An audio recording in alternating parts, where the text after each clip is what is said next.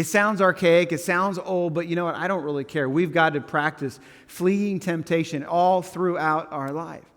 It's kind of like this. You're in a conversation all the time, whether it's in the marketplace or whether it's at a party or whether it's online or whatever the case is, and you're playing this invisible game of tennis. You didn't know it, but you are. And you hold the ball and you hold an invisible racket in your hand and you bounce the ball down and you decide, I'm going to hit a forehand, and you hit a forehand. And it kind of goes like this. Hey, how are you doing today?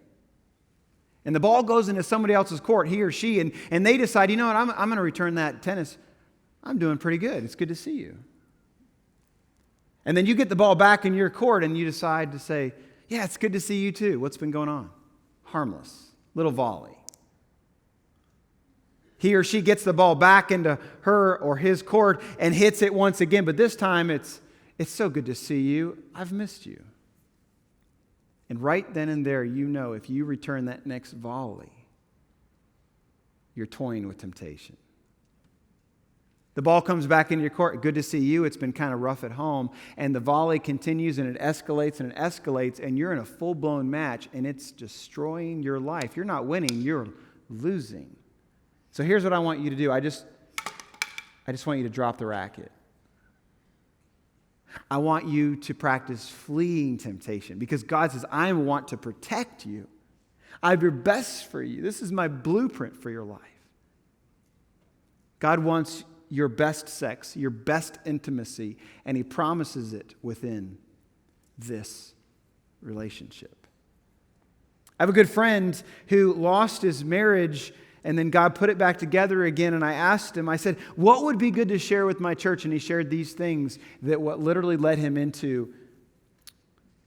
He said, look, if you don't need social media, stay away from it because my affair started in an anonymous, dark place on the web.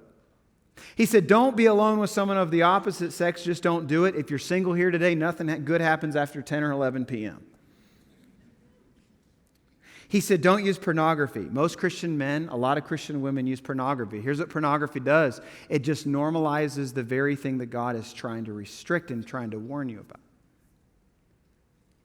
And if you find yourself in a situation now where you feel overwhelmed, you feel like there's temptation, and you feel like, honestly, it's stronger than you can bear, then I want you to take this to heart.